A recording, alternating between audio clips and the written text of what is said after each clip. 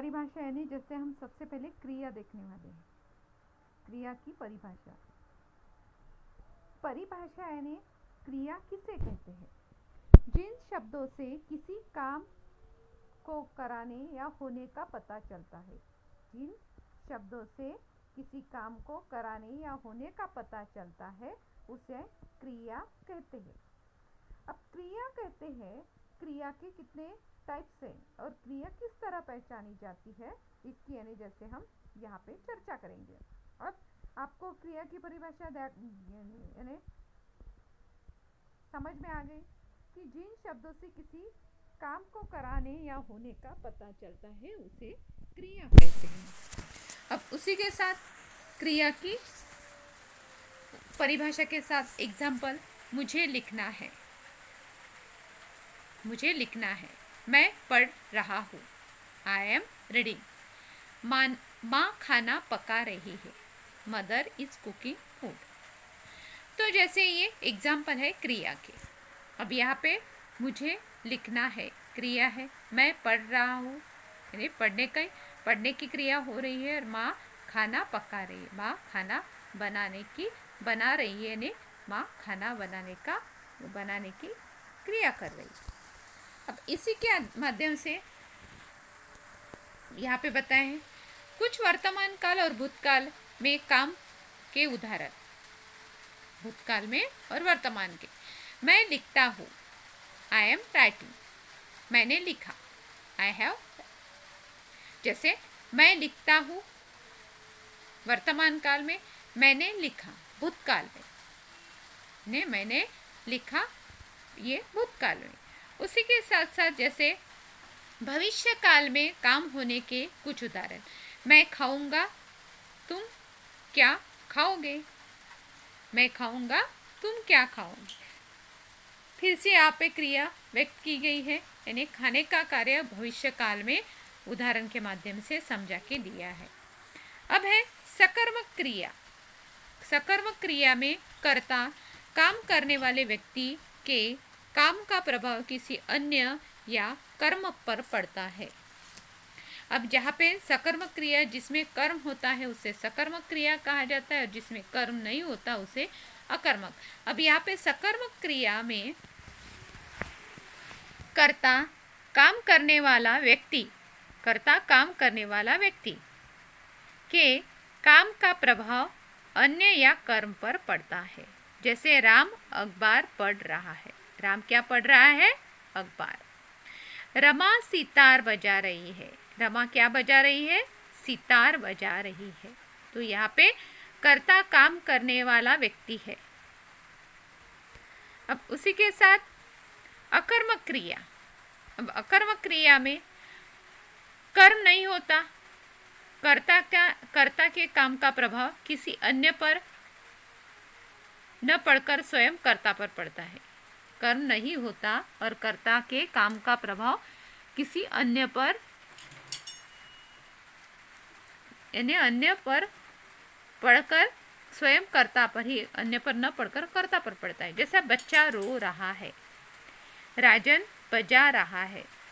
तो यहाँ पे जिसमें कर्म नहीं होता उसे अकर्मक। अब बच्चा रो रहा है, क्यों रो रहा है वो नहीं पता पर रो रहा है। राजन बजा रहा है, क्या बजा रहा है उसकी जानकारी नहीं बताई गई है, तो ये अकर्मक क्रिया।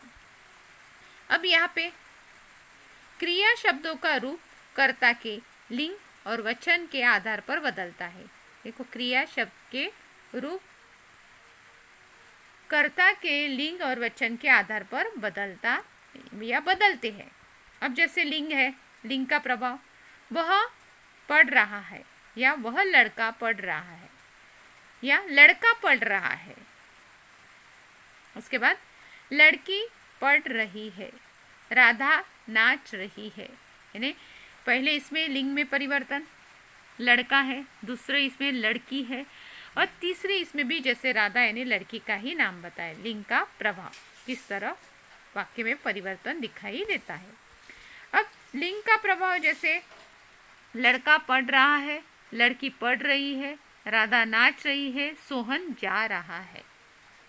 ये आपको वाक्य से लिंग का परिवर्तन दिखाई दे रहा है। उसी के बाद वचन का प्रभाव। अब लड़की सो रही है, लड़की सो रही है, लड़कियां सो रही है, यानी लड़की सो रही है एक वचन, लड़कियां सो रही है अनेक वचन, बच्चा खाना खा रहा है एक वचन, बच्चे खाना खा रहे हैं अनेक वचन। यहाँ पे वचन का परिवर्तन दिखाई देगा। अब उसी के साथ जैसे क्रिया 3 रूपों में या क्रिया को 3 भागों में विभाजित किया जाता है। जैसे मूल धातु, पहला प्रेरणार्थक, दूसरा प्रेरणार्थक। पहले प्रेरणार्थक रूप में क्रिया में किस तरह परिवर्तन होता है और दूसरे प्रेरणार्थक रूप में क्रिया में किस तरह परिवर्तन दिखाई देता है। अब सुनना, सुनाना, सुनवाना, लिखना, लिखाना, लिखवाना, पढ़ना, पढ़ाना, पढ़वाना, जगना या जागना, जगाना, जगवाना, चलना, चलाना, चलवाना, इस तरह। यानी अब मूल रूप में जैसे बोलना, पहला प्रेरणार्थक रूप बुलाना, दूसरा प्रेरणार्थक रूप बुलवाना, डूबना, डुबाना, डुबवाना, उठना, उठाना, उठवाना, देखना, दिखाना और दिखवाना। वैसे करना, कराना और करवाना। यहाँ इस तरह क्रिया में परिवर्तन आपको दिखाई देगा। अब क्रिया का विभाजन रचना या बनावट के आधार पर या प्रयोग के आधार पर। जैसे रचना के आधार पर क्रिया के अकर्मक सकर्मक क्रिया और प्रयोग के आधार पर प्रेरणात्मक और संयुक्त क्रिया, ऐसा क्रिया का विभाजन किया जाता है। अब क्रिया का विभाजन किया जाता है क्रिया में, जैसे सहायक क्रिया पहचानते समय क्रिया हो रही है पर किस तरह हो रही है वो देखना है। अब प्रेरणात्मक क्रिया में जैसे कर्ता क्या करता है, क्रिया करने के लिए सामने वाले को प्रेरित करता है। कर्ता क्रिया को जैसे क्रिया करने के लिए सामने वाले को प्रेरित करता है, उसे क्या कहा जाता है, जैसे संयुक्त क्रिया। अब आपको संयुक्त क्रिया में, जैसे संयुक्त क्रिया में कार्य को पूरा करने के लिए जब वाक्य में दो या जैसे आपको संयुक्त क्रिया बता रही हूँ, संयुक्त क्रिया में क्या हो रहा है कि दो या दो से या कार्य को पूरा करने के लिए जब 2 वाक्य या 2 से अधिक क्रियाओं का यहाँ पे क्या होता है, उपयोग किया जाता है, उसे क्या कहते हैं, संयुक्त क्रिया। राम ने रावण को मार डाला, फिर कहीं से आवाज या कहने की आवाज आने लगी। प्रेरणात्मक क्रिया में क्या होता है, जैसे आपको यहाँ पे प्रेरणात्मक क्रिया में माँ या जिस क्रिया के व्यापार में कर्ता पर किसी अन्य की प्रेरणा जानी जाती है उसे प्रेरणात्मक क्रिया। अब जैसे माँ ने बेटी से खाना पकवाया, यानी माँ बेटी को क्या खाना पकाने के लिए प्रेरणा दे रही। अब यहाँ पे अकर्मक सकर्मक से भी प्रेरणात्मक क्रिया बनती है। अब देखो, पहली व्यक्ति दूसरे व्यक्ति को वो कार्य करने के लिए प्रेरित कर रही है, इससे क्या हो रहा है, कार्य क्रिया हो रही है। अब उसी के साथ साथ जैसे सहायक क्रिया में क्या हो रहा है, मुख्य क्रिया की सहायता करने वाली क्रिया को हम सहायक क्रिया कहते हैं। जैसे महेश जोर जोर से हंसता है, तो इस तरह क्रिया हो रही है। अब क्रिया में किस तरह विभाजन किया गया है आपको यहाँ पे भी दिखाया गया है। इस तरह क्रिया का विभाजन है और क्रिया को पहचाना जाता है। अब इसी के साथ साथ जैसे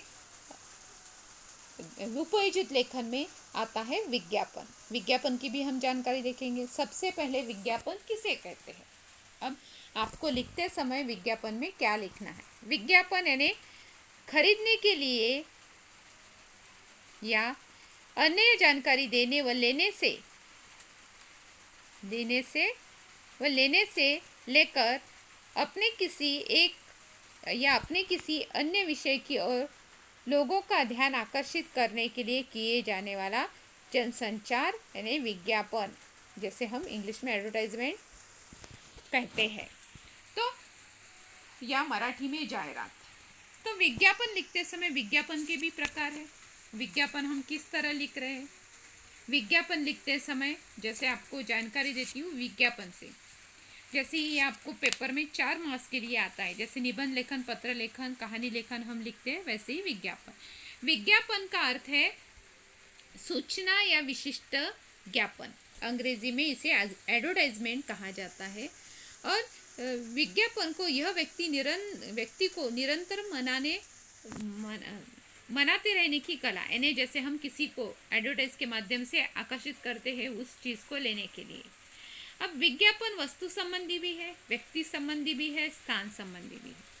विज्ञापन व्यक्ति संबंधी भी है, वस्तु संबंधी भी है, स्थान संबंधी है। वस्तु संबंधी इस प्रकार विज्ञापन में किसी वस्तु के बारे में आकर्षण या आकर्षक जानकारी देते हुए जनता उसे खरीदने के लिए ललचाने का कार्य। इस प्रकार विज्ञापन प्रसार माध्यम के द्वारा प्रसारित किया जाता है। इसमें तेल, साबुन, पाउडर, केक, चॉकलेट या पेय या खाद्य पदार्थों का भी समावेश आता है, उसे विज्ञापन कहते हैं।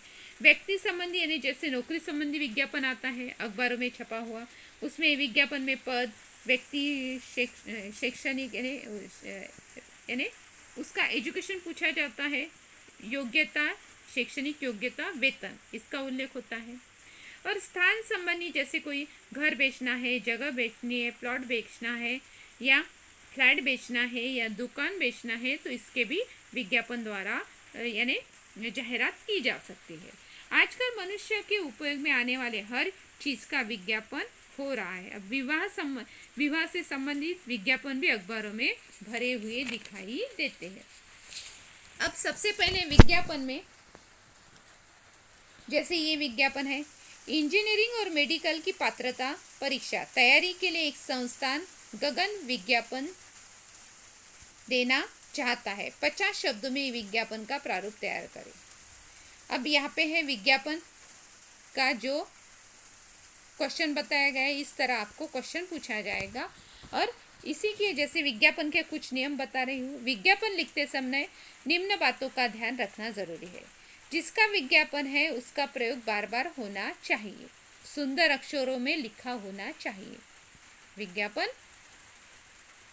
सुंदर अक्षरों में लिखा होना चाहिए और बार बार उसमें क्या होना चाहिए, उस चीज़ का यानी जैसे हम जिस चीज़ का विज्ञापन कर रहे हैं उसका बार बार प्रयोग होना चाहिए। साथ में सुंदर अक्षर होना ज़रूरी है। जिसका विज्ञापन है उसके गुणों के बारे में अवश्य लिखना चाहिए। विज्ञापन में स्लोगन का प्रयोग होना चाहिए। विज्ञापन को आकर्षक बनाने के लिए चित्र का भी प्रयोग करना चाहिए। जैसे हम विज्ञापन लिख रहे हैं तो चित्र का भी प्रयोग यहाँ पे होना चाहिए। ऐसे आपको एक विज्ञापन दिखाती हूँ। अब जैसे ये विज्ञापन है, प्रश्न बता रही हूँ। एक साबुन बनाने वाली कंपनी ने आपके नहाने का साबुन का विज्ञापन दिया है। आप उसे 25 से 50 शब्दों में विज्ञापन तैयार कीजिए। ऐसे ही विज्ञापन आएगा। अब विज्ञापन में देखो विशेषताएं साबुन की, साबुन का चित्र।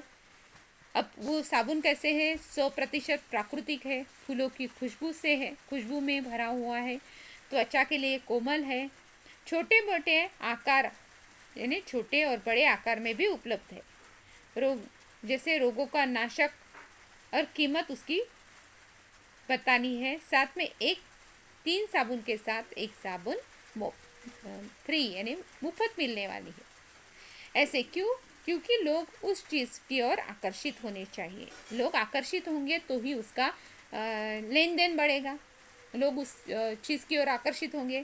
तो विज्ञापन ऐसा है कि किसी उत्पादक की बिक्री बढ़ाने के लिए, जो कोई उत्पाद जैसे कोई हमने साबुन का उत्पादक है तो उत्पादक बिक्री बढ़ाने के लिए हमें उसको यानी उसकी ज़्यादा प्रशंसा करनी पड़ेगी, या सामाजिक राजनीतिक अभियान को गति देने के लिए भी हम विज्ञापन लिख सकते हैं। उत्पादकों को नए बाजार में स्थापित कराने हेतु भी नई बनाई साख को बरकरार करने हेतु। तो ये आपको याद रखना है कि और साथ में विज्ञापन बनाते समय शब्द मर्यादा कम से कम 50 से 60 शब्द ही होनी चाहिए। विज्ञापन विषय के अनुकूल एवं रोचक शैली में बनना चाहिए। विज्ञापन में क्या होना चाहिए? आवश्यक मुद्दों के साथ आवश्यक जानकारी के बाद जैसे विज्ञापन आप बना रहे हो तो सरल भाषा, शुद्ध और सरल भाषा और विज्ञापन भाषा में संक्षिप्तता होनी चाहिए। विज्ञापन लेखन की शैली उपभोक्ता समाचार पत्र द्वारा प्रसारित विज्ञापनों द्वारा किया गया अभ्यास करने की आदत, जिससे विज्ञापन कला को बेहतर तरीके से समझने में आसानी होगी। अब जैसे एटीएम के लिए सुरक्षा रक्षक की आवश्यकता है। एटीएम रक्षक के लिए सुरक्षा रक्षक की आवश्यकता है। अब उसके लिए शैक्षणिक अर्हता उसकी यानी शैक्षणिक पात्रता, उसके बाद कालावधि, उसकी आयु और संपर्क, और जैसे अब आयु मर्यादा यानी वो इतने ही साल का होना चाहिए। तो ये आयु मर्यादा रहेगी तो ही यानी जैसे विज्ञापन किस तरह अच्छा बनेगा। तो विज्ञापन से रिलेटेड हमसे आपको यहाँ पे कुछ बातें बताई है। इस तरह विज्ञापन को लिखते समय उसको जितना रोचक ढंग से लिखोगे, तो जैसे हम कोई भी मार्केटिंग करते हैं तो उस चीज़ को बेचने के लिए उस चीज़ की जो जाहिरात है, विज्ञापन है, वो अच्छा दिखेगा तो ही लोग उसकी ओर आकर्षित होते हैं। तो विज्ञापन द्वारा लोगों तक पहुंचाना, विज्ञापन ऐसा है कि लोगों तक पहुंचाना, उससे क्या होगी, उस चीज़ का विज्ञापन बहुत अच्छे से होगा।